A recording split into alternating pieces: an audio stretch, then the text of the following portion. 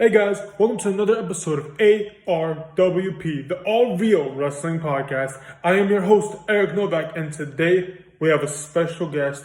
He is one of the biggest high flyers in all of pro wrestling. He has been a world-renowned sensation all over the internet. He is the Sauce, Alex Zayne. Enjoy the video?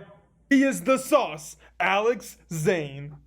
What up? Speaking of the sauce, Alex Zayne, I just ate a party pack of tacos on Sledge's Twitch stream. Just now, just finished. I'm in pain. I'm the in pain Alex Zayne. That's what I am right now. It's brutal. I wish you had a taco. We would have had like one of those interviews where you can eat, you can do whatever you want. But it'd be nice to sponsor a little bit. Now I'm good. No more tacos for like at least a few hours. I gotta ask, just starting off the podcast, has anyone ever sent you like fan mail like tacos? Has anyone ever like brought to you tacos at an event or anything like that? People have brought tacos to an event. I've definitely received Taco Bell at an event multiple times. People have brought gift cards several times. People have mailed gift cards to me. So yeah, man, it's awesome. Soon Taco Bell's gonna start sponsoring you. They're gonna be like, we need a sponsor. Right, I'm gonna make them eventually. Yeah, we're gonna get to them eventually. We keep knocking on the door. We keep knocking on the Twitter door. Oh, that's. I hope we hope to see a Taco Bell commercial. We see you doing a whole 360. You know what I mean? Right, absolutely. Right now, it's like I'm sponsoring them with as much tacos as I eat. But no, yeah. Hey, if it works, it works. Right. All right, let's talk about what made you want to pursue wrestling, because it's such a unique career choice. Right, it's kind of weird, isn't it? I think I just grew up a fan like basically my entire life. So being a fan since always. And then just as young as I can remember already, just grabbing the stuffed animals and I'm doing the moves on them and, cutting promos on the stuffed animals and stuff. And like, I remember like I was in grade school and which back then I'm showing some of my age, right? But like, back then we had landline telephones and they had answering machines and, leave a message after the beep. So hi, this is so-and-so or whatever residence, and leave a message after the beep. And my mom was nice enough to let me cut like promos in The Rock's voice and Stone Cold's voice. And then it was always like, I would think of something clever to do, like leave a message, or you can take that phone and turn it sideways and shove it right up your monkey beep. And that would be the beep, right? So I would use it to censor myself. And I think it threw everyone off too. And they were like, they didn't know they were supposed to leave a message yet, but yeah. So literally always a fan and just always was pretending to be a wrestler already. And so as soon as I was able to find a place that would let me train, which in Kentucky, you have to be licensed and there's like age restrictions and stuff. But as soon as I could train, which I was 16 when I started training, couldn't keep me out of the ring. I was already yarding for years at that time, and so, just throw me in, just put me in.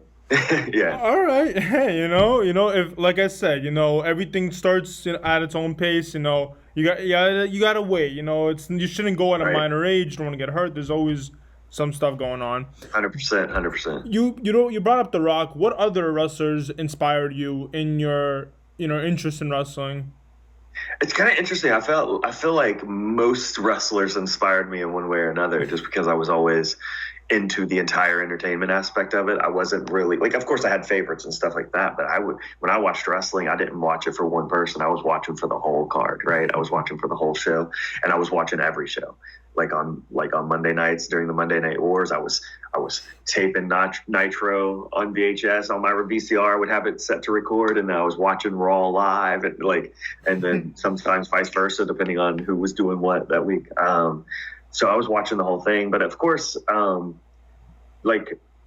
especially like when I was younger, I was always small, so like I was inspired by all the like high flyers and cruiserweights because that was like more relatable to me, right? So it was just all the cruiserweights were just amazing to me. Of course, and it started with Rey Mysterio, for sure, and even before that, one of my favorites was was Jake the Snake Roberts, but of course he wasn't a high flyer or anything. But like once I got into like, oh, I want to do wrestling, like that's when the high flying came in, and just that whole style was a big influence on me. And of course Jeff Hardy, huge influence later, and RVD and Hayabusa, and like the deeper I went into wrestling, the more people I found, Amazing Red and all those guys, right? And yeah, just everyone I feel like was a huge influence on me, really.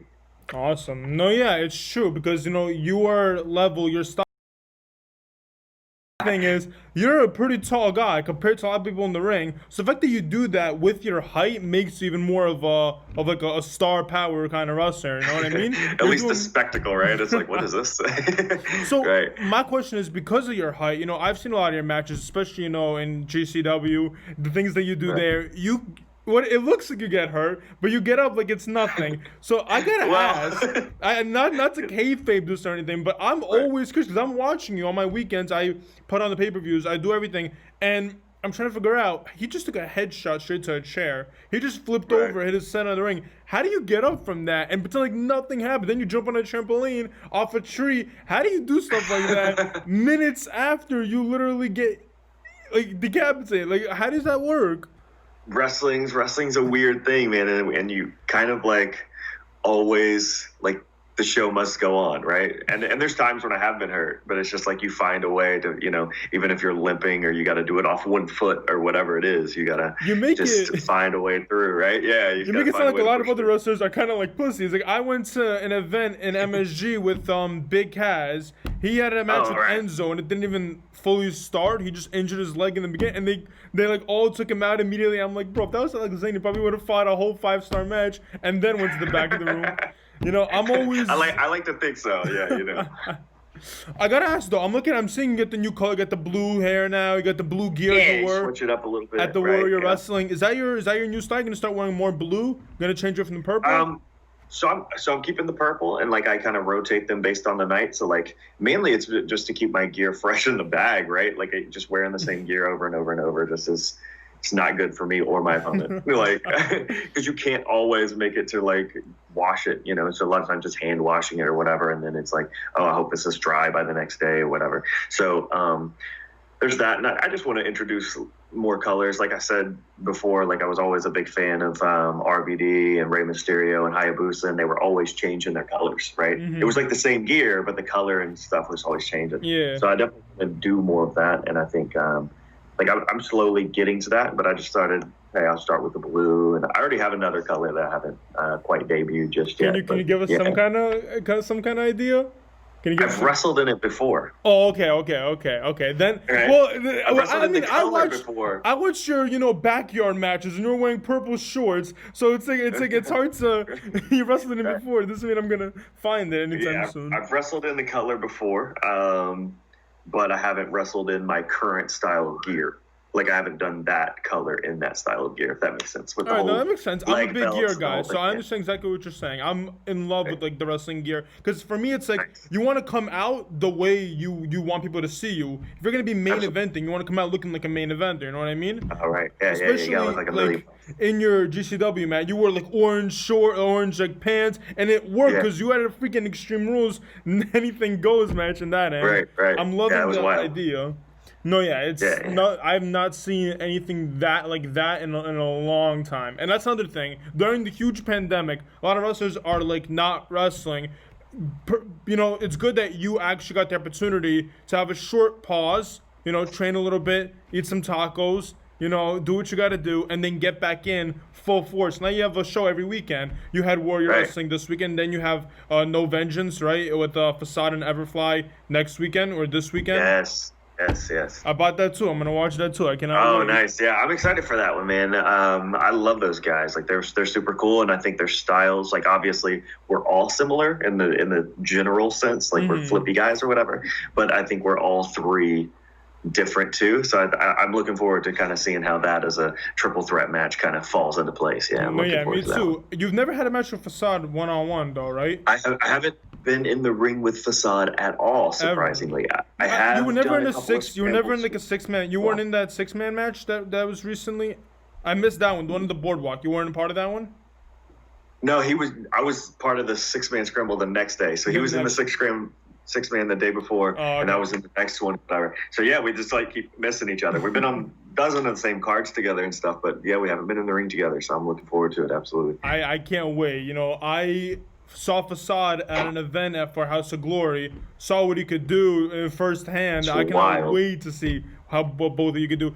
So, speaking of chemistry, speaking of, you know, two amazing talents, I gotta ask you this. You probably haven't got this question asked in a while or ever. You know how Will Ospreay has Ricochet? That's something you always hear. Will Ospreay and Ricochet, they're classics. Yeah.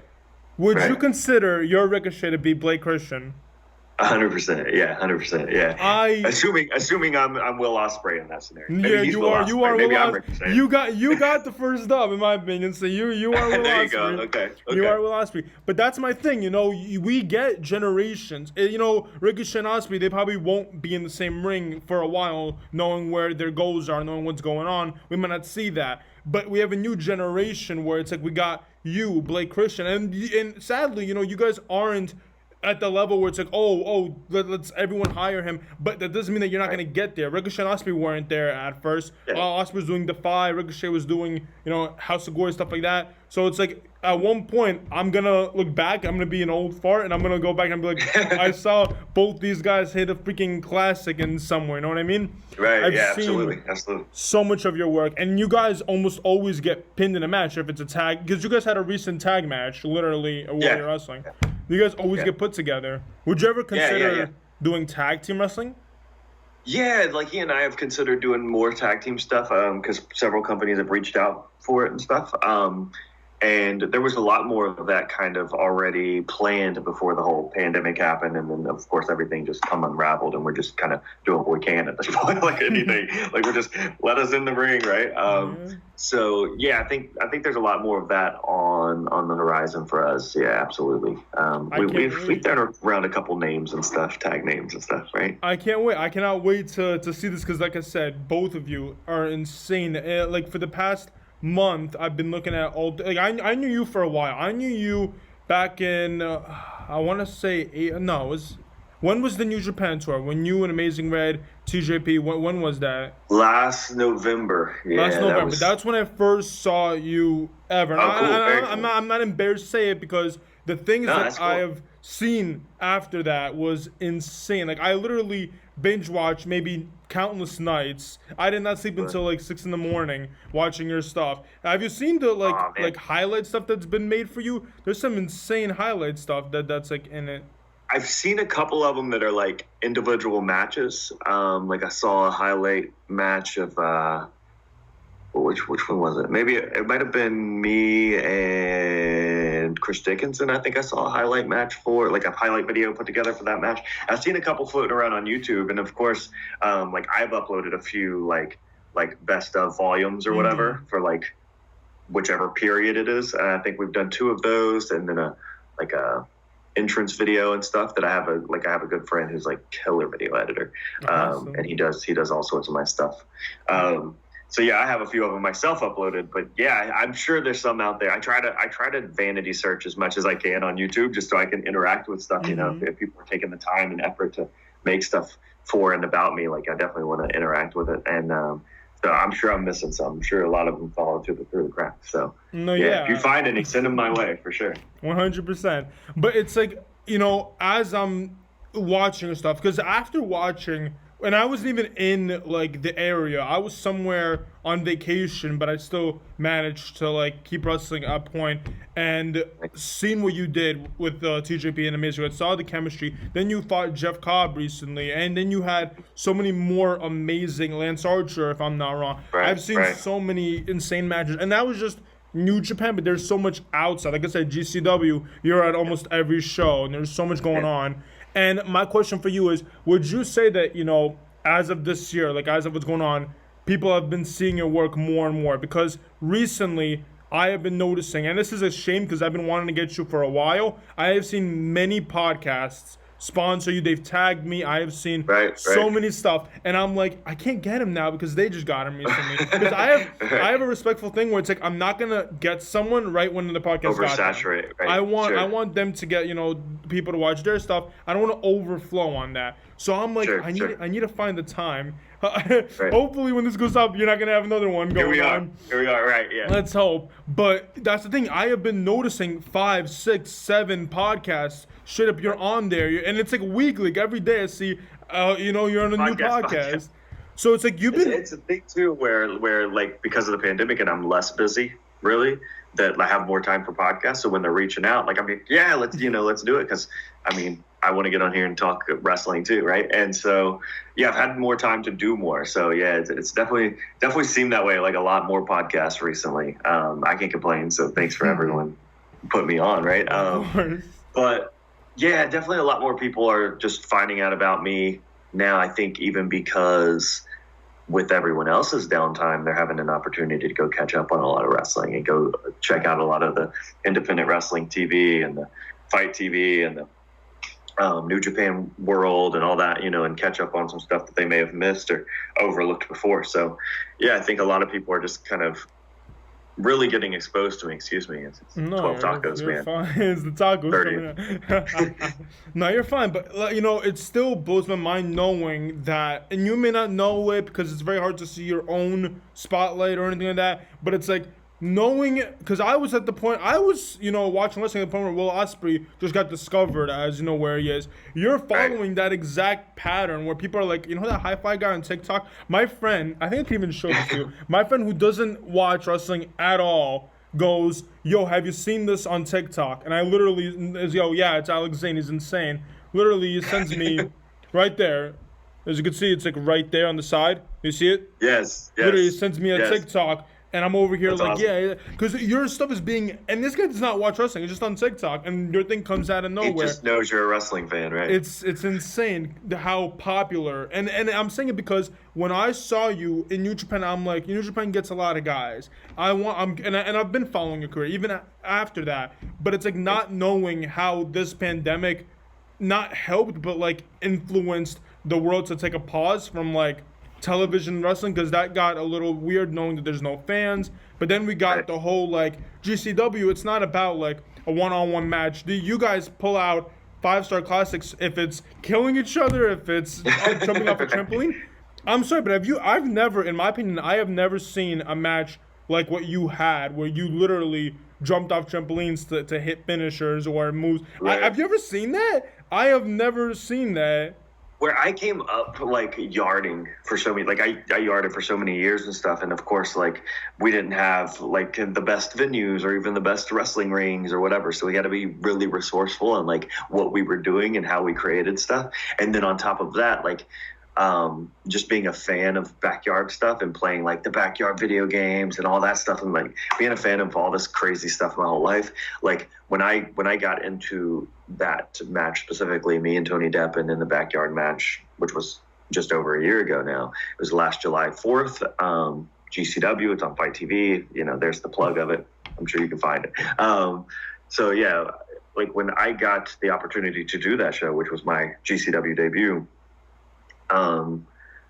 it was more for me about utilizing the environment, because you're not going to have that opportunity again. Mm-hmm. And there's ways of utilizing it simply by like, oh, there's a trampoline here, I'm going to use the trampoline, right? Or there's this here, whatever. But it was about mixing them. How can I make this like a once in a lifetime moment that I'm like, I couldn't recreate it, right? Yeah, so I don't think you can recreate that. Was that all improv? Like, be honest, because I don't want to break kayfabe, but like, did you rehearse any of that? Like, hey, I'm gonna hang off this twig. Hopefully, it won't break when I'm on it. Like, have you, right. Was there any like? It's more like a verbal rehearsal. Like I'm like, oh, I'm thinking this, I'm thinking that. Not actually like running through it and doing it, It's funny because like if you watch the recent backyard show, when I was originally thinking about I ran and I jumped over a car and did a front flip and of course. Did the Rana out of that or whatever. Before that, a few people were like, oh, you wanna like practice it real quick? And I was like, no.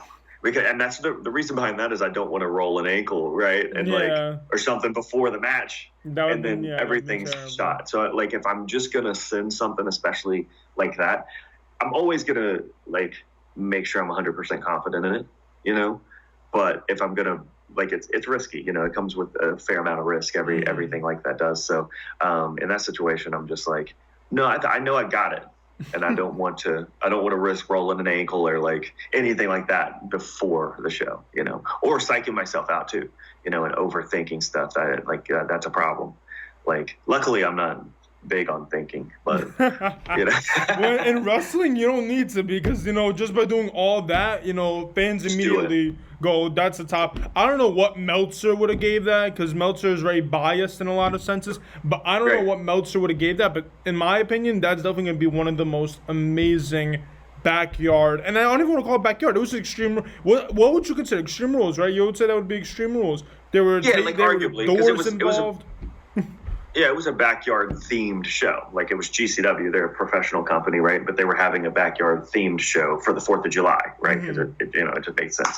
So, it was a backyard sense in the literal sense that we were in a backyard somewhere. But that's awesome. Generally speaking, I think we need more of that. I mean, not for the wrestlers, because obviously you guys put your lives in that, but like matches wise, that's definitely one of the most talked about matches of that time, and probably still now people are talking about that match. It's absolutely, yeah. I mean, here I'm not taking anything away from it, but here we are, how long later, right? Like over a year later, and I've done several podcasts, and it's not one time have I ever done a podcast and it not get mentioned, right? Like, it's always like, and it's funny because just like that guy sent you the TikTok, I shared that TikTok more recently, even though that was a year ago, and like I was already doing decent on TikTok as far as just like my interaction and engagement goes. And I decided to share that clip on TikTok, just kind of like, hey, this happened a year ago type of thing.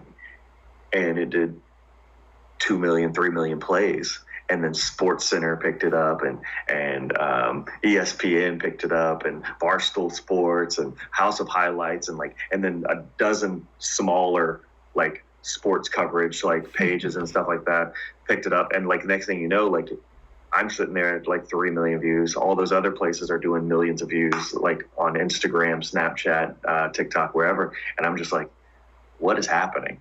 Right? Like, it was so crazy. It was so crazy. Yeah. And it was crazy to me still, because to me, I was uploading that clip almost like, I just need to put something up. Like, I wasn't thinking about like, this is going to do great, And then I was like, whoa, and then on top of that, everyone else just like re-uploading it and stuff, all those places, ESPN and all that, re-uploading it. It just blew my mind, because to me it was old news, right? Yeah, but and to them they were like, what? That just shows how many people, that just shows how you became an internet sensation, even from what you posted 1 year ago to even now. Like, it's just people noticing it, because you're not gonna, sadly, I'm not biased, I'm not against anything, you're not gonna get this wrestling in the places that most wrestling fans want. You're not gonna you'll get a backstage match, you'll get a jumping off a van or whatever, but you're not gonna get what you're allowed to do there. And I think it's totally different. Yeah, and it's totally unique and definitely a lot riskier. Like definitely. A lot of these people, a lot of these companies, WWE and probably AEW and stuff like that, they're not even allowed really to take those risks. They have a lot more on the line, so we're still on the independent scene. We're still kind of, allowed to, allowed to do whatever we want, really. So. All right. Let's get to the next topic, and that's Ring of Honor. We know you made appearances with Ring of Honor. Are you still contracted to Ring of Honor? Are you even contracted to Ring of Honor currently? I'm not contracted to Ring of Honor. They originally, we talked about doing some shows, and it's just, it's kind of a process in any company that you're working with, whether it be New Japan, Ring of Honor, AEW. A lot of the guys who are working some of the shows there aren't exactly under contract. They're on show-by-show contracts, right? So it's like these one-off sort of deals. So no, I was not contracted, am not contracted with Ring of Honor, but we obviously work on a show-to-show agreement, and you take care of that on an individual show basis. But I actually, the day the pandemic was announced, I went to do the show. The name of the show specifically is escaping me right now, but the show that was in Vegas. And we were like, I get to Vegas geared up for the show. And of course, we're all familiar with the virus already because it was all the news and stuff. And then that's the day that it was announced, like, it's a national pandemic, right? And they decided, hey, like, we're going to cancel the show as far as fans go, and we're going to tape a few shows, like, of whoever wants to wrestle. No one's obligated to wrestle and stuff like that. So, yeah, like, and I was supposed to do that show, and then I had another tour with them lined up that I was supposed to do during the pandemic and stuff. So that got canceled, obviously. So yeah, like, we had a lot of stuff lined up and it got canceled. And as you've probably noticed, as most Ring of Honor fans and people watching have noticed, they have definitely come to a halt during all of this, and they're trying to, you know, maneuver the best they can and take care of everyone the best that they can. So I'm sure when things get back to normal, we'll be doing a lot more stuff together. You'll see a lot more of me in Ring of Honor, I would definitely assume, based on the conversations we've had, you know. So again, you know, it's very interesting because this whole pandemic happened before, you know, any company, like you were talking to Ring of Honor. During this pandemic, so much of your talent has been noticed that when the pandemic is over, do you understand how many, like, calls you're probably gonna get from multiple companies? Like, it's gonna be a big thing. That's always the goal, right? That's always the goal. Something that I'm actually really interested in, because again, I love watching in New Japan. You and TJP, you know, I would love to see a one-on-one with that. You know, you and Amazing Red was a dream match for me, and I bet it was for you as well. Of course, yeah. My thing with you is, did you get a call about that New Japan Worlds? Not Worlds Collide. It's that new Young Lions Collide thing. It was every Friday. Yeah, they did Young Lions Collide, and now they're doing New Japan Strong, right? And they just started the whole new show, New Japan Strong, and it's like a U.S. based New Japan show, from what I gathered, right? So, based on what I'm allowed to say, right? Yeah, you may or may not see me on Strong, you know. Okay. Yeah. So, but did you? I'm curious because again, it could be scheduling, but I would love to know because, like I said, the amount of talent that was in the Collide, the Young Lions Collide, the amount of talent that was there, Russ Taylor, you know, so much amazing talent. Did you get the call where it's like, hey, do you want to show? Maybe you were busy, maybe you had other shows, but did you get the call? It's like, we want to add you to this tour. Actually, I think just from I didn't get a call on the Young Lions thing, and I think it was just because of what they're trying to or aiming to do with me and the direction they're trying to go with what we have going on. So, but there's like a ton of awesome talent in the Young Lions thing right now, and I was there for a lot of it while we were, you know, so yeah, I highly recommend watching all of that go down. I'm not in the specific Young Lions Cup, I guess. No, yeah, it's because I think it's already done. I'm pretty sure the last episode was done. Yeah. So I wasn't in that specifically, and I wasn't scheduled, or like we didn't really talk about me being in that specifically, but we had other things negotiated already, and I'm not sure just as much as I'm allowed to. What I'm feeling, I'm going to see you join LIJ, like with your look. What I'm feeling, I'm going to see you and Evil like in tag partners, you know? Hey, there we go. Yeah. Imagine that'd be something. That'd be crazy, right? So what would you say are your biggest goals coming out of the end of this? When the pandemic is over, knowing that you've made such an impact, knowing that companies will probably be knocking on your door, where's some place that you'd want to, not like picking, I'm not trying to like make you pick between companies, but like just give me examples of like what companies have that you want specifically, talent-wise or quality or fan base. Yeah, I think there's different qualities and pros and cons kind of to each one, you know. So it's really about the fit, and for me, and this is kind of how I've handled everything up until now, and kind of how I've handled everything through most of my life, even outside of wrestling, is I'm mostly just going with my gut feeling on everything. So if like, you know, I like even when I work with ROH, you know, like I went and worked with ROH.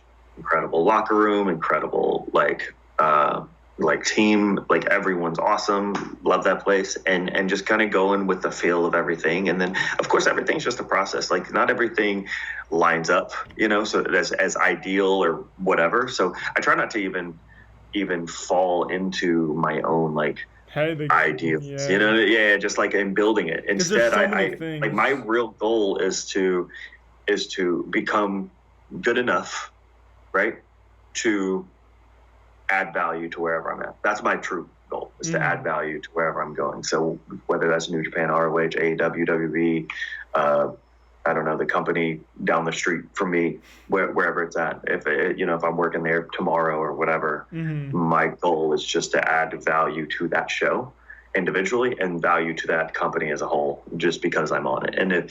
And anything that I'm doing, whether it be TikTok, Instagram, a podcast like this, the goal is to, of course, cultivate the value in order to give it back to those companies, whoever it is that's hiring me, because I mean that's what they're hiring me to do, is to bring value to the table.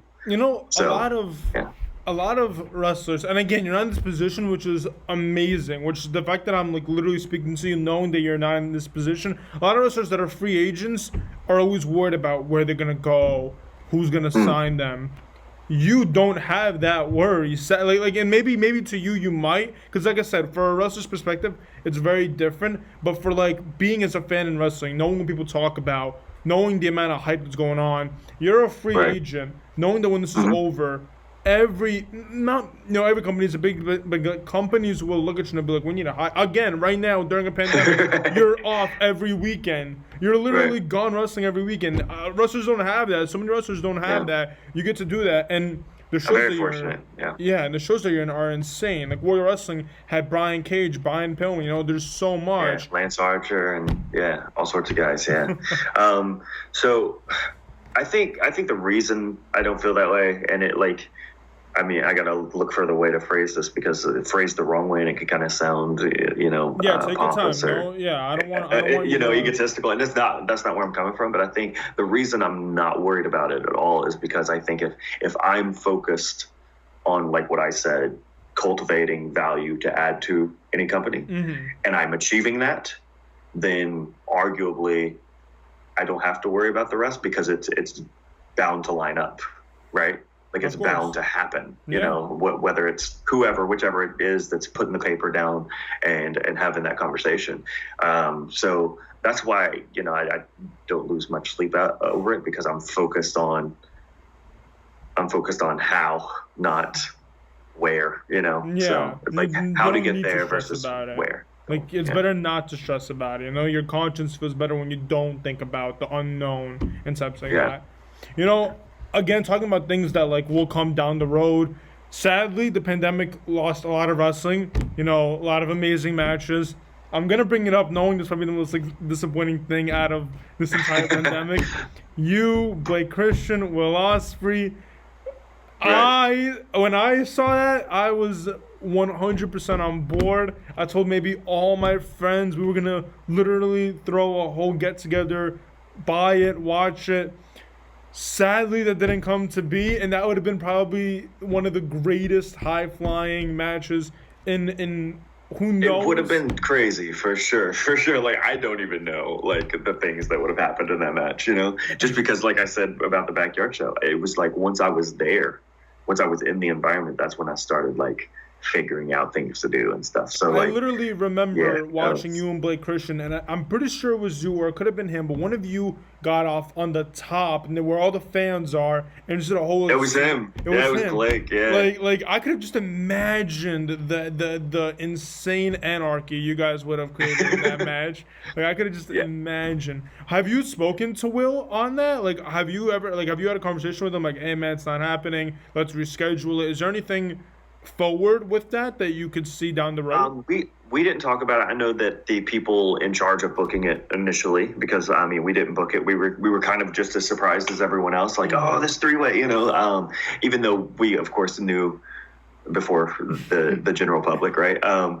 But I know the people booking it, GCW and the guys on the back end there, they've definitely already kind of dog-eared that page and kind of put a pin in it to hopefully do it later. I mean, of course, everyone's schedule and everything has to line up, because you never know what's going to happen between now and then. But yeah, it's definitely been discussed that still happened. Like, and I think everyone still wants that to happen for sure. I know I do. I know Blake does, and I'm sure Will does too, because he seemed just as excited about it. Even though he's been in incredible matches for years now, just every time he goes out there, right, he's just having banger after banger. But yeah, Who knows? Who knows? I think it'll happen. I'm hoping that, I'm not even lying to you. When I saw that, like, for the first time, I had to look at it for a good couple minutes to be like, wait, let me read this, make sure it's exactly what it says. Knowing that would have been the case, that probably would have been the biggest summer like match. Like, yeah, you got like SummerSlam and you got like Summerversary, and you got all these amazing shows. But I feel like that, no matter what you would have done, even Warrior Wrestling, that had an amazing card. No matter what you would have done, that probably would have been the most talked about thing. Because Will Ospreay going to GCW, is that the first? I'm not sure. Yeah, that would be his first GCW. Yeah. Insane. Yeah. Yeah, it would have been definitely crazy. And as you know, it's not like he just pops over and does American Indies that often. No, not at all. That's why. Yeah. So I'm curious because I'm not familiar. GCW just got popular to me like over this pandemic, knowing the shows they had, all this. So is it a company? Is it like a company that you are assigned to, or is it like they'll put you on shows? It's an independent company, and they just put me on shows, so to speak. But we do have like a core roster, and it's kind of like the way it's more of just like a verbal agreement of like, you give me your dates and I block those dates out to the best of my ability. And the only thing that I'll allow to get in front of those dates are things that we come to a mutual agreement by, so it's not a contract or anything like that, but like we're just in really good standing with each other. And I think everyone in that core roster is like, that's kind of like, oh, that's a GCW guy, right? And all of those GCW guys, we all kind of have the same, because GCW is just such a huge player in the American independence that of course we're going to do our best to make it on to any and every show that we can possibly be on. If we're lucky enough to be invited to do a show with GCW, then we certainly want to block that date out for them. So that's it's amazing. The company is so big and so much talent that if I did not know, like I would have thought it could have been I'm pretty sure television, like a good cable network that allows it. That you never know. You never know where they might go. Yeah, like you saw AEW, you saw where they just came out from. So it's like knowing the amount of like Leo Rush and Joe Janela was the most talked about thing for about weeks, knowing that was like Leo's last match and all that. So it's like there was insane stuff coming up with that. So more into your matches. Let's talk about some matches that you can recall the fans to watch. I definitely named a few. If you want to repeat those, you can. But like people that are listening to you that don't know who you are, which is probably no one in this who's watching. But I hope there's at least a couple of you that are learning right now who I am. Let's hope, of course. Tell them a few matches because I've seen you and Robbie Eagles was insane. I've seen a lot of amazing matches. Can you give people some of your matches to watch that are probably on YouTube, or if not on YouTube, on Fight or whatever, but like people to really get to see what you could do and what you're made of? Yeah, absolutely. I think I'm glad you mentioned it because me and Robbie Eagles, that was one of my first matches that really started getting me on people's radars. So that helped out a lot for me, just career-wise, and I really enjoyed it. And Robbie Eagles is incredible and learned a lot even during that match. I think me and Blake Christian, number one in GCW, which is GCW Joey Janela Escapes LA. That was 1 year ago yesterday, so August 9th, 2019. Yeah, and then me and Tony Deppen in the backyard match. That's the one that changed my whole life. Yeah, it literally changed my whole life. Then me and Blake Christian, it just happened at Homecoming. That was another one that was big. Yeah, just because it was like the rematch almost exactly a year later, right? So that was a good one. Very much enjoyed this one that we just did. Me, Blake Christian, and Min Carter versus the Rascals at Warrior Wrestling. That was this past weekend. So definitely recommend that one. I had a lot of fun doing a match. I'm trying to remember the name of the show. It was GCW. We're in Texas, and it was, I think, in January, and it was me versus Chris Bay. And I really like that match. Yeah. Okay, so here's my thing. I have seen you. Okay, so I have Chris Bay on the podcast as well. When he first signed with Impact, I met him. Great guy. I hope to meet you one day as well. And I spoke to him about it, and he definitely talked about. He brought up your match at one point in the That was conversation, and I've been looking for that match. I found literally a minute long on YouTube where but I've never found the full match, and I know you and him probably had a 5-star classic in that match.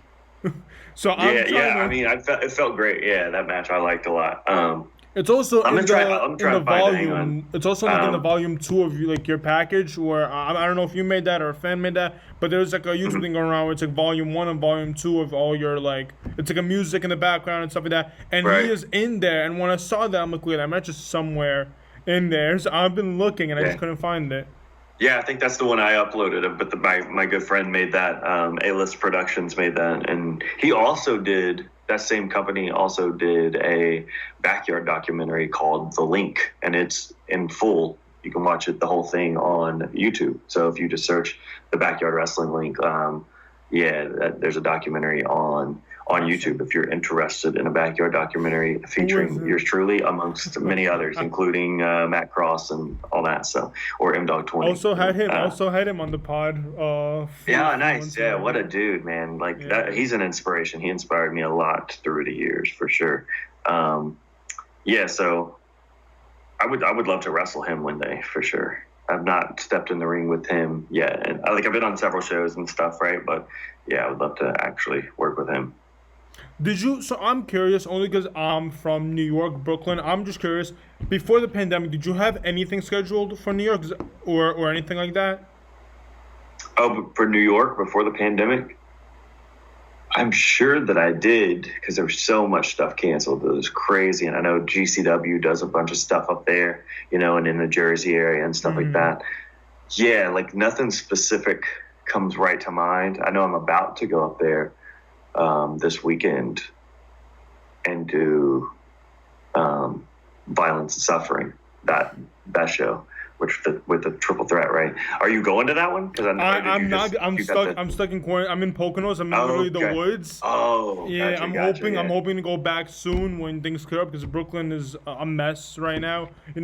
For you're already taking a hella risks now. But I'm pretty sure you still keep that 6 feet distance. When you do it. Oh yeah. But a lot of times a lot of the shows and stuff that I'm going to, and a lot of the things I'm doing on the back end that I can't even announce and stuff yet. We're having to do a lot of quarantining, and we're having to do a lot of COVID testing.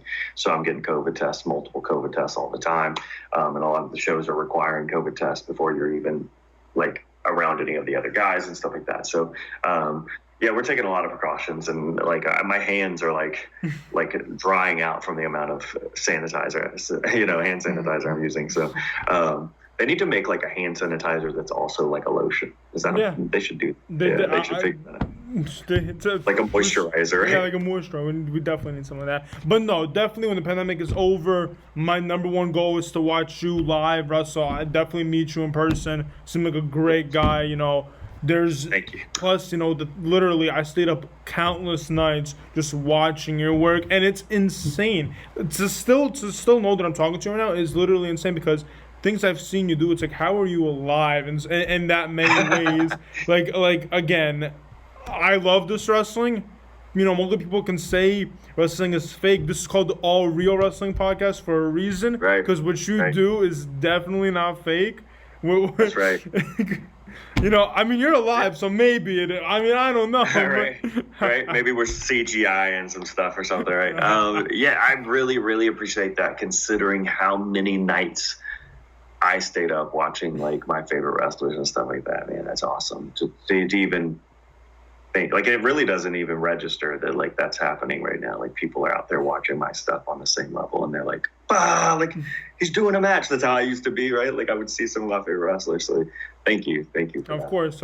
So we talked about some of your matches. Now tell me, for the future, who are some wrestlers that you want to face? Could be people you've already faced before.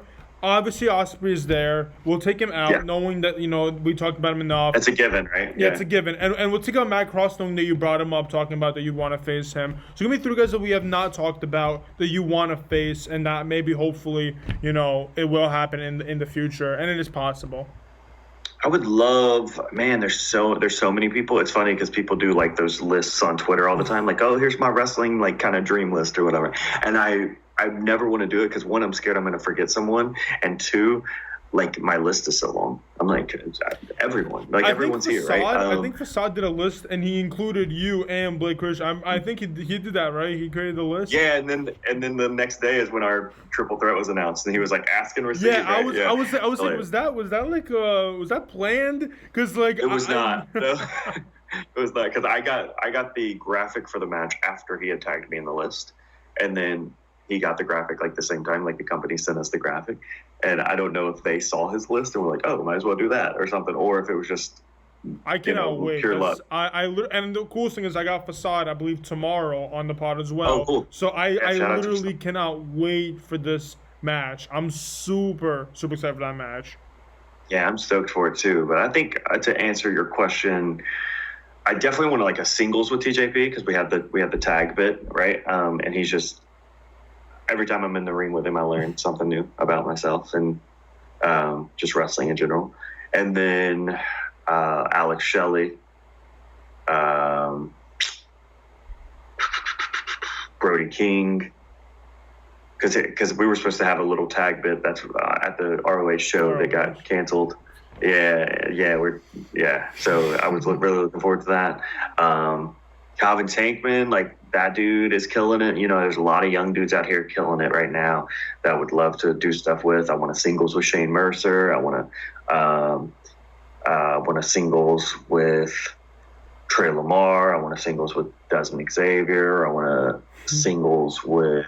You already had one with Trey, right? You had a single. Yeah, I already had one. Yeah, I would like... take another one for sure, because I've come a long way since then. That was like 2 years ago. So, yeah, man, who don't I want to wrestle? Like everyone, and I want to wrestle. The King Nick Gage too. You know, get a little crazy with that man. So he's injured currently right now, right? Like he's like yeah. He hurt his leg at the homecoming. Well, actually, I think he hurt his leg at the Beyond show that was at the homecoming weekend. Yeah, it was the day 2. Beyond had a show as well during the day, 2 weeks notice, and he got injured. I think he slipped off the apron or something. The canvas was loose or something. Yeah. I don't and he messed his leg up pretty bad. So yeah, he's out. We're wishing him a healthy recovery, though. You know. Always. He's a monster, man. So I'm sure he'll be fine. I've heard stories. Yeah. So that's your list, right? Or you got some more names? That's probably it, right? Yeah, I could go all and day. More, so, yeah, and more, just like them and then the entire roster. You know, you brought up TJP, and the reason why I want to, isolate him for a second is because he's my idol. When I first found out wrestling, I watched him as Manic in Impact, and before I even knew what WWE was, I knew what Impact was, so that was actually unique for me. Very cool. Yeah. So watching a match with him, I was like, these guys are insane. Putting them in one would be insane, and you want that as well. If you could tell me like what he taught you or anything, like nothing personal, but I'm just curious about like, because I've met him multiple times. He's definitely, told me things and helped me out in many ways. What is something that you learned as, not a newbie, but like as a person who wants to make it in the business for as long as he has been in the business for? And what is like something that he's given you like advice? He's really like, and so many people have said this, like especially on the back end over here as wrestlers, right? He's like one of the best wrestling minds out here right now. Like it's just incredible. So a lot of what I've learned is just kind of being around him during planning and stuff like that, and just experiencing how he structures stuff, puts the stuff together, where he thinks stuff should be and shouldn't be, and just like kind of how his mind works, so to speak, on that. So I've picked up a lot of that, and it's rubbed off on me. So that's definitely a lot of what I've learned. And I just remember being I'm in the ring with him the first time, and of course, like it's my New Japan debut, and on my New Japan debut, I'm working Amazing Red and TJP in a tag match with Aaron Solo, right? And I'm like, what? Right? So I'm just like, as nervous as one could possibly be, and just like freaking out, right? And trying not to show it.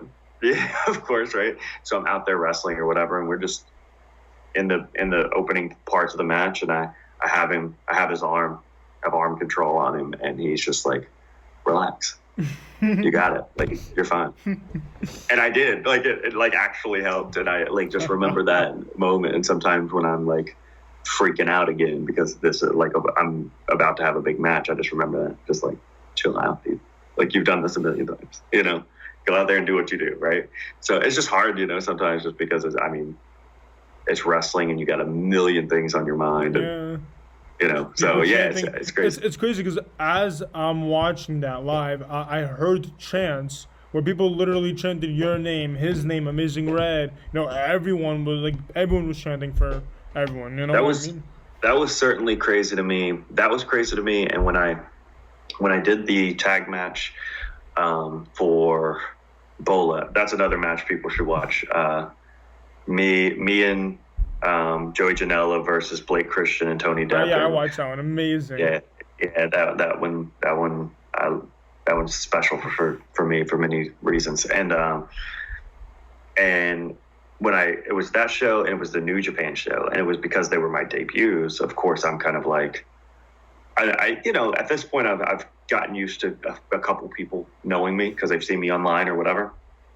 But in both of those cases where I go out there and like the majority of the crowd is already familiar, and I'm like, how'd this happen? Right? Like, whoa, how did they know what my name already? Right. So that was surreal experiences. Yeah. So crazy. Yeah. So I do want to bring this up, and again, I don't want to like make drama, or you choose to tell me if you want to choose to tell me this. Again, I'm from New York, you know, I'm very familiar with House of Glory. I know the family there. Right. I know that day was very hard for the locker room, knowing that Amazing Reds. Yeah. How did that affect like the match wise? Did he like what was the? Do they want to? I mean, of course, Red was very affected by it, right? And he was almost in a way, and I think it was. I'm sure in a way it was like how he was coping with it too.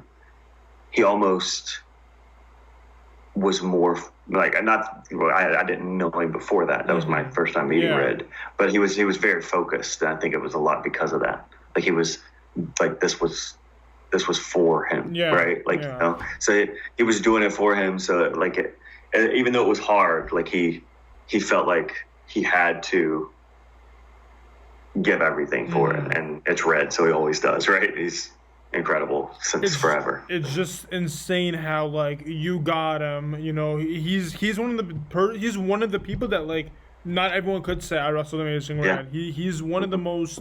You know, he does not like to come out in that ring multiple. He likes to be the teacher. So knowing that you got him, I still don't even know how New Japan managed to like talk to them about it. That's still crazy for me. And him and TJP just being such mentors, you know, and me coming into that match, and they were really looking out for me, and like it's a totally different experience than what I had coming up in the business initially, where a lot of the guys who are higher up, you know, and stuff, and a lot of the older guys would really look out for themselves. Like that's what it was about, and they would, you know, they would do anything to get over whatever, and that would include burying you even, and it was literally the exact opposite of that. Yeah, like they would do anything to get me over, you know, and it was crazy, man. Just great guys, and that even taught me a lot about where things were really versus where I came from, and then where they're going, and how I want to be and carry myself, and like a certain professional etiquette that I would like to maintain and carry on from guys like that, you know, who are just looking out really for the better of the entire show, right? So yeah, it's unique how, you know, all that, you know, all because there was so much emotion, you know, your emotion, you know, Aaron Sol's emotion, TJ's emotion, Amazing Reds, to put in that match, and it all came through. That match was, people still right now talk about that match. I go on Twitter and I still see, you know, photos or this of that match because of just how powerful, how talented, how everything was put in that. But let's get out of that because I think we've focused too much on that. So we talked about gear for a while. Now I want to know this, like personally, the fans will know this, but I want to know this. In the future, when you have your WrestleMania moment, and it doesn't have to be actual WrestleMania, just a moment that you feel like you have to put it in, what would be your dream gear? What would you tell me? Yeah, that's a hard. I bet you've never got it. It's tough. Like I've had a couple thoughts about it. Right. Right. I definitely always wanted to have like one of those like sweet ring jackets that people do, like that they wear out. So I'll definitely have like a sweet entrance jacket of some sort because those are always awesome. And then I think I would like completely switch the colors up. You know, I would probably maintain the same style of gear just for congruency and like the whole brand of the whole thing. But I think like all the colors got to get switched up, you know, like even the black base color and all that. So yeah. And then like, of course, just like a big epic jacket. There's just, that would, I don't know exactly what I would do, but that would definitely be, I couldn't let myself not wear a cool jacket. All right. Well, it wasn't quite, talked about, what the colors be, but we'll see it. We'll see when I see come out with the insane ring jacket. That's when I'll know. Yeah, you can't spoil it. Right? Of course not. So let's talk about one of my favorite things, and I bet so many other fans. It's merch. Let's talk about some merch. What do we have coming up? We got shirts. We definitely got shirts. Right. Are we gonna have like napkins, like cups, like stuff with your Taco Bell meal? Are we gonna have some like? I've looked at so many things, man, and it's interesting because I'm getting to do some things now that I wasn't able to do before. I'm looking into custom sauce packets. I'm looking into. I have like a bunch of new shirt designs. They're about to drop like literally any day now. There's some like new stickers and stuff that even has Hubert on it. If you're familiar with Hubert, which is my raccoon. Do you have him? Is he in like anywhere in the room? Yeah, I'll grab him in a minute if you want to. Everyone needs to see it. He's TikTok famous. I love the one with the cup where you got that blue drink. Amazing. Yeah. Hilarious. He loved it. It was Baja Blast, and he loved it. Obviously, didn't let him have much of that because he would be bouncing off the walls. He's already wild. But yeah, so I have a bunch of that coming out. I'm finally getting to do some enamel pins, the Pollyanna pins, right? Like finally able to get to do some of those. I've been wanting to do some of those forever. So I'm going to do a couple of those. There's a few things I've looked into. I'm still figuring out the logistics of it and seeing if it's actually feasible, but yeah, there's going to be some unique stuff coming for sure. I got to ask because I'm a huge fan. I'm a collector, figure-wise. It's always awesome to have your own figure. Have you been anywhere with that? Like, is there anything in development? I can't say too much because I haven't asked them what I can say yet, but I have already sent in head scans for a very limited release. Limited, like wow. We're doing a very, very limited release, very short run of figures. So that once that release is done, that's it for that release. You have to put that up because I'm the type to buy immediately. So if I miss out on that, I will hunt you down. I will make sure you don't. I will make sure you get what you want. Yeah, for sure. Awesome. Yeah, I think from what they said, it's going to be like a limit to 100, and they're going to be numbered and all that, right? So, one out of 100, So do you know the size? Do you have any information on it? Have you? They are similar to kind of the Hasbro scale. Yeah, perfect. Like that whole look and that whole vibe. Yeah. So you got a ring jacket? Do we got like the ring jacket? I don't have the ring jacket yet. Right. I gotta actually wear that first. Of course. I can't have the. I'll put on a jacket. I'll find one of my old materials. I'll put on the jacket for you. I'll send you a photo like WrestleMania moment. Yes. I actually had someone recently. I haven't gotten it in hand yet, but I recently got someone made like a awesome custom of me, and they're sending it to me. So I'm amped about that, just to set it up and display it because I'm a figure guy. I don't even know. Do you know that? I did not know that. I have not seen. You're a figure guy? Huge figure guy. Yeah, bro. I'm over here like I don't want to geek out. I don't want to embarrass him, but like, bro, me. Look at this. Hang on. I'll bring it up on my phone. That's crazy that you're a figure guy. That's insane. I cannot wait to meet you in person, man. You're such a chill guy. It's insane. Thank you. Yeah, hopefully we'll get to talk some more figure stuff. I'm trying to find. What I did. I have all my figures just because my house that I rent is like not big enough for to display them. Like yeah, like it's. So I have like the biggest possible totes you can get at Walmart. I have 5 of those full right now. But then I have like all of my bone crunching action figures like in folders in a Google Drive, so that when I'm out at stores, I can actually see what I have in each series or whatever. Amazing. Yeah, so like, of course, like it's just each different pack and stuff, like each different series, which there's only like 6 figures in each series, so it's just to show, like, so like these are all the series that I have figures in, and then each figure within that series, which I didn't let them load or anything, but yeah, and then just like pictures of each figure and stuff. That's insane. So, I gotta ask, have you ever been to the wrestling universe in Flushing, Queens? Yes. I actually bought almost the complete series of Camo Carnage. The complete series. I almost got all of them. I think one figure. I'm trying to remember who was missing out of that. And there was like 2 different color variants on the packages because I'm a min on card guy, so like everything I do is min on card. I'm gonna do Lucy's eventually, but I'm gonna complete min on card first. So I think it was the blue box Camo Carnage, which came with the alternate weapons, not the guns and stuff, but like the hammer and the boombox and all that instead of like the guns and stuff, because they got re-released without the guns, right? So I'm trying to get like everything. I'm trying to complete the entire bone crunching line men on card, which is insane. hundreds of figures. Yeah, like it's like 1,300 figures or something. It's crazy. I don't know how you are. You more of a Jax guy or a Mattel guy with the way they created their figures? I mean, Mattel is like super cool, but I just came up on the Jax. I came up on Bone Crunch too, so that's really my thing. And I was fortunate too because I started collecting right before the Major Figure podcast like really took off, and that just skyrocketed so many prices of stuff.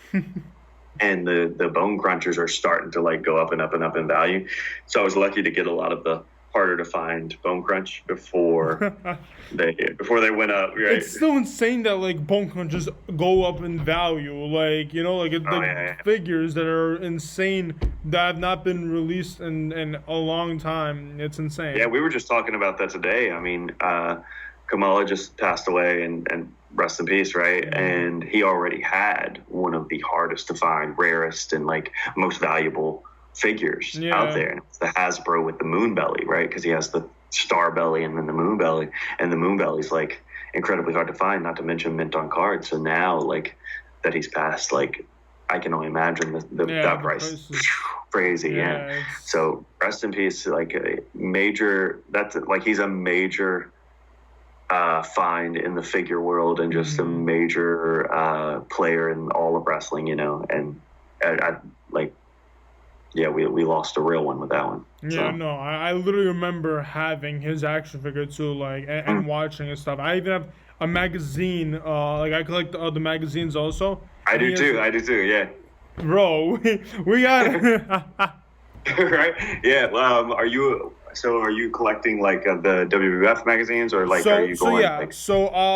I went to Boston, and there's like a little wrestling. It's inside a mall. It's like a little wrestling store, and they had all these magazines, and I got all the WWF ones. I don't necessarily know how much to go like worth-wise. Like I didn't really bring that out, but I did collect those, and then I started collecting the Boom Studios comic ones for the most recent stuff. Those I get signed and stuff like that, but again, those are like not planning to sell, just for collection piece to put on like display or whatever. But for figure wise, for me it'd be Jax. Like I think the amount of Jax figures they have, the amount of moments they gear, like Shawn Michaels, Mattel Elites Basics, they're starting to like recreate those, but Jax originally had the original like Shawn Michaels gear, like Bret Hart, the battle packs. I just recently got the Randy and Triple H battle pack. I can't, I don't know which rivalry, because they had so many rivalries in that sense, but I got that battle pack at the Wrestling Universe store, and I love it. Oh, nice. Like, it's Yes, it's yes. insane. Yeah, man. I'll have to like link you to my my folder so you can see all my collection, because it's my Please, pictures of I everything. would love yeah. to see with your collection. I'm so, I can talk for wrestling for figures for Me too. hours. 100%. Like, it's my favorite 100%. thing. Yeah, my girlfriend, she loves it. She loves my wrestling figure collection. she has to deal with my totes all over the house and stuff. So, I also am huge into the ECW line too, like the original ECW figures. What would I you say- have almost. What would you all say of is the those. worst figure that you have? Like, I don't know, it's not a good thing, but I'm curious. For me, Right. I'm gonna tell you what it is. And I had like back when I first started the podcast, I had Lucas Riley, and he's also a huge figure guy, and we talked about it, and he told me, he's like, why would you buy it twice? So I got the not ruthless, I forgot what they were called. They were the mini ones. It was like, Build and Brawl. So it was the wrestling Okay. Build and Brawl. You know, are you familiar with that? Yeah, It's the Build yeah. and Brawl. I got the whole series set, and That's it didn't come with amazing. the ring, but it came with like pieces to build the ring. And the minute I opened these figures, it's the arm broke off, the head my broke. God. It was the entire. So I'm over here thinking it could They be were just cheap. yeah. So I'm over here like it could be just what I got. So I went for another place and I bought it. Same thing happened, and I'm just like, Are you these kidding? are the worst. It's amazing because they're the size of a GI Joes, the size of the Star Right. Wars. You can do so much with display with that. You can display Right, whatever. right. And they were just terrible. Like, you can't move the arm. That's Arm awful. breaks off. Rey Just Mysterio's snaps. leg broke off. Brutal. Like, it's insane. Yeah, I've seen them, of course, and I've seen them in toy stores and stuff. Do but not I've get never them. like held it. Yeah, I won't. Now that I've been warned, right? Terrible. Yeah, I don't know if I have any like terrible figure. I think there's like the vibrating figures. Those were always terrible. The WCW Yeah, I they vibrating make guys. so or many whatever. jokes about those. Those are terrible, right? But in a way, they're like great at the same time. At the Like, you time, almost- I can understand what the vision was, but then the ring Yeah, it'll yeah. vibrate. Like, at the time, I Right. understand it, but it's like now it's like a vibrator. is a figure. right. Yeah, so those are terrible. But I would still totally collect all those, Of just course, because. the Sting one. Yeah. I want that Sting one. Right? Absolutely. Yeah, and there was like that. I don't know why I hate it so much, but there in the bone crunching line, there was that one Stone Cold that is like he had like some weird lumpy egg shaped head, Oh, they and mean he was like yeah. I skinny and think like yelling, and I'm he looked like he was 100% like sure that run if you down. like go on your phone and you like put on like some kind of stickers for like your story and type in Stone Cold, that figure. Yeah, and that's it's- the one. Yeah, Yeah. and he's got this like weird, like that's been a known fact that everyone's like, that's So Stone Cold. trash. is Yeah, trash. but I love it at the same time. It's terrible. but I love it. Because that it's amazing. The humor of it is insane. It'll be Right. forever like a meme at that point. It was always interesting to me too because it wasn't the first Stone Cold release. That's They had true. done several Stone Cold heads already, and then they released that one. Have And you they ever looked at had? it when they did it, and they were like, "Yeah, let's do that." Have Like, you ever why had didn't they just the- call it Audible and like, let's put this other head on it, But no. But there were multiple figures that had like weird detail. Like there's a figure, I forgot who it was, but one is a small head, one is a big head, and it's like there's been multiple. Like, Oh yeah, that was the ECW line. They had the small head and large head. Shane Douglas. yeah. Yeah. Like those are Yes. small details that like they release. And again, it could be manufacturer problems, but it's also like factory released more than just one of those. So it's like Right. it's so insane that to that it's a whole thing. But have you ever had those microaggression ones? Like those, I remember when I was a kid, like really, really young. Those are what I would get, even though probably should not give the smallest figures to a kid. But like came with like a little table, a little ladder. Came with like 3 guys. Have you Yeah, I know ever the you one had you're those? talking, yeah. Those- I didn't have those actually, but I recently started, and I didn't have these as a kid either, but I recently stumbled upon the BCA minis, the bone crunching action Yeah. minifigures, which are like the same concept. They have a little ring and a little table and all that stuff. And I've been wanting to get those, but they're pretty steep. Yeah, I mean, they're not too bad, but they're going to run you 60, 100, 120 a box, right? And I think they come with 4 or 6 minis in them or whatever, but they all come with a ring, which is kind of a bummer because I don't think you can find them. It's just packs of just the figures. Like you have to buy each entire box set, right? I know exactly what you're talking about. Yeah, it's insane because there's so many figures. Like for me, ones that I would love to collect, and I have them in box. I have Shawn Michaels, I have the Patriot, are the Bendables, and those are iconic because bendable figures. Yeah. Like I love those. Yeah. Yeah. Those are the ones. So what's your favorite figure? I mean, figure. What's your favorite one that you own? Like out of all wrestling figures ever. Out of all Can you hear me? Can you hear me? Yeah. Okay, yeah. Just close for a second. For me. Okay, yeah. For me, I don't want to be biased, so I'm gonna tell you one that like obviously I like, and then I'll give you one outside of it. So, favorite figure of all time would have to be one that I make multiple customs out of, and my boy DWO Customs. Like if you ever you're a figure guy, he makes figures for Brian Cage. Like there's insane stuff. Yeah, he created one of my favorite figures, the TJP Cruiserweight Classic winner. Comes with the title. It's an elite one. That's definitely gonna be my favorite out of all of them, just because of the amount of detail. In fact, that was his biggest victory. But outside of that, I do love the Bendums a lot, and for me, it would be the Shawn Michaels Bendum, the white. And again, like it's not to play with really, just to have on display. If you look the sizes properly, like the size, the gear. Shawn Michaels was definitely one of my favorites, knowing his look, knowing the. He's one of my all-time favorites. Yeah. Yeah, that would be mine. But what would be your all-time favorite figure? Well, probably. So I have 2 Hayabusa figures that I bought. One I scored on eBay, and then one I actually picked up on my first tour of Japan. And Hayabusa is like a longtime favorite, and then I got to wrestle in a venue that he had wrestled in, or a couple of venues that he wrestled in before, So RIP to Hayabusa. And so I found a figure of his in the wild in Japan, like at one of their toy stores there. Have you been to that store? I know Zack Ryder and Hawkins went to that store somewhere in Japan. You've been to that store? I'm dying to go there. That's where I found the Hayabusa figure. It's insane. Yeah. I can't even imagine. They have masks and everything. That store is they have iconic. They have everything.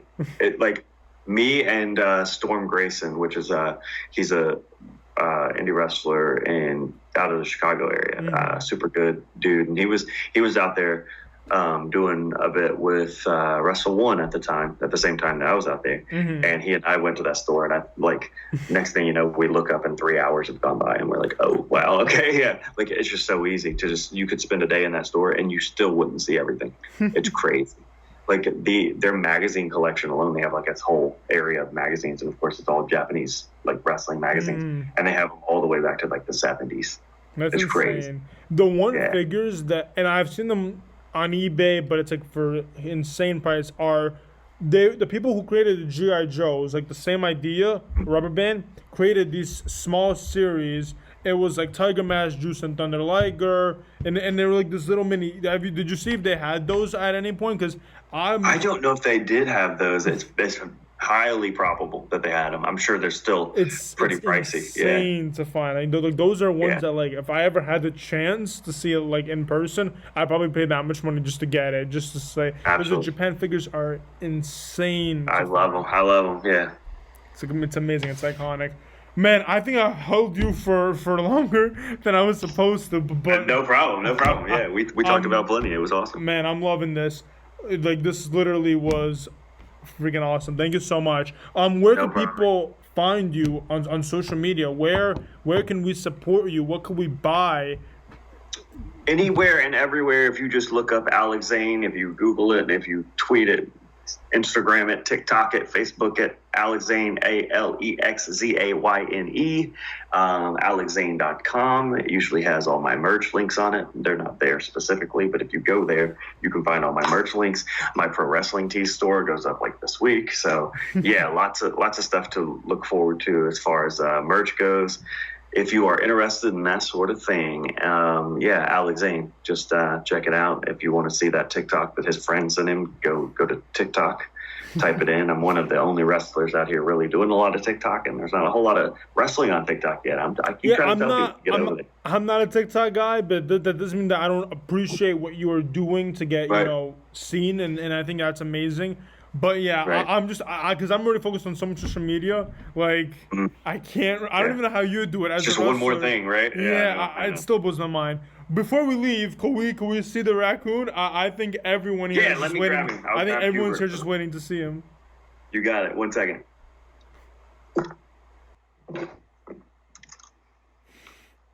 And there he is. That's Boom, just like awesome. that. Already trying to chew on my ear. That's his whole thing. Loves it. That's crazy. And it's like I love the fact that how much you care for animals. I have never seen like a raccoon as a pet. Like Right. like it's insane. And did you ever get like? Has anyone ever asked you how did this happen? Tell me how you got the raccoon. I just want to know.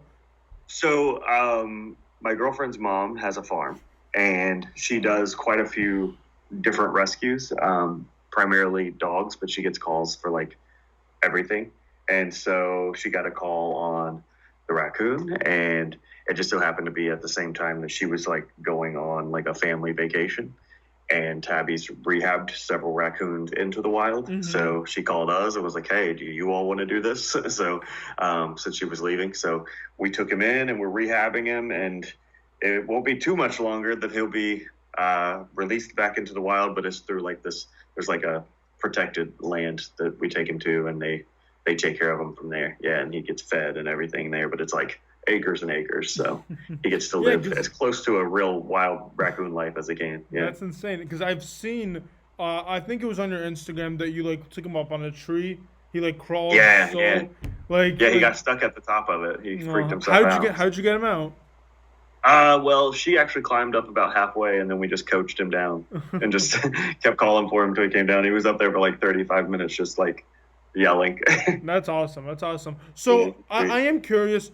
Would you ever recommend a raccoon as a pet, or do you believe they're supposed to go to the wilderness? Do you believe that that's like the actual nature of it? If you can rehab one, right, it's cool because like you get to experience the time that they are decent pets, which is like now. When he gets much bigger than this, he could tear up like everything, like literally your whole house. Like they can eat through drywall, they can like everything. Like they're wild, right? So they're just not the most ideal pet when they're grown, right? And like I'm sure he doesn't want to just be cooped up in a house. Yeah, that's also the right? So, which I mean, we take him out and stuff, but it's not the same, right? He would probably much more prefer to be out there living a little raccoon life. So, yeah, not the best pet in general as they get older, but for a few months they're pretty awesome. Awesome. All right, let's end it here. Thank you so much. Thank everyone for watching, and we'll see you guys next time. Later.